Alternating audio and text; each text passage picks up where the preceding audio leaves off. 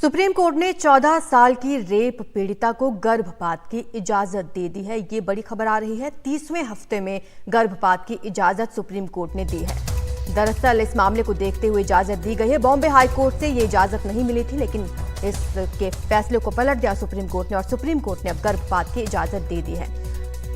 आपको बता दें कि सुप्रीम कोर्ट के फैसले के खिलाफ ही पीड़िता हाई कोर्ट के फैसले के खिलाफ सुप्रीम कोर्ट में पहुंची थी और अब सुप्रीम कोर्ट ने गर्भपात की इजाजत दे दी है।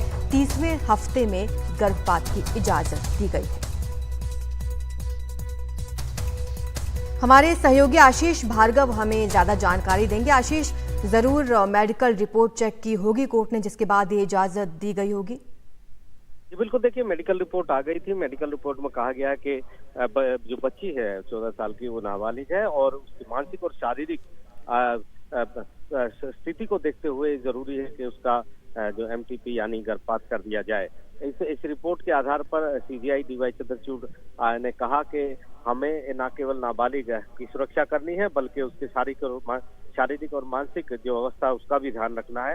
हालांकि उन्होंने साफ किया कि एक्सेप्शनल यानी असाधारण मामला है, जिसमें सबसे बड़ी बात यह है कि विक्टिम एक तो 14 साल की है और दूसरे वो रेप विक्टिम है। सबसे बड़ी बात यह है वो रेप पीड़िता है और ऐसे में सुप्रीम कोर्ट ने अनुच्छेद 142 के तहत जो संविधान ने उसको अधिकार दिया है कि न्याय के सिरे को पूरा करने के लिए कोई भी कदम उठा सकता है, उसे लेकर ये बड़ा कदम उठाया है और कहा है कि हर घंटा उसके लिए काफी अहम है, इसलिए जल्द से जल्द गर्भपात इस पीड़िता का किया जाए। तो एक बड़ा फैसला सुप्रीम कोर्ट का है और सुप्रीम कोर्ट ने सीधे सीधे इजाजत दे दी है गर्भपात की और बॉम्बे हाई कोर्ट के उस फैसले को रद्द कर दिया है जिसमें गर्भपात करने की इजाजत इस पीड़िता को नहीं दी गई थी। सुप्रीम कोर्ट ने अगर कुल मिलाकर देखे तो 3 दिन के भीतर इस मामले में ये बड़ा कदम उठाया है। शुक्रवार को ईमेल के जरिए सीजीआई को पीड़िता की मां की वो ईमेल के जरिए जानकारी मिली थी और शुक्रवार शाम को 4:30 बजे ही तुरंत इस मामले में बेंच का गठन सीजीआई ने किया, जिसमें वो खुद थे और जस्टिस जेबी पारदीवाला थे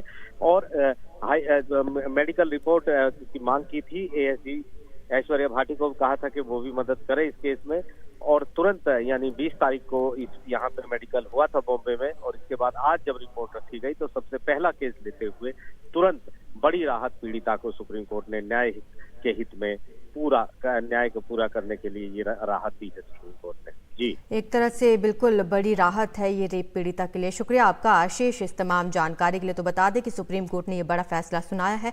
रेप पीड़िता को 30वें हफ्ते में गर्भपात कराने की अनुमति मिल चुकी है।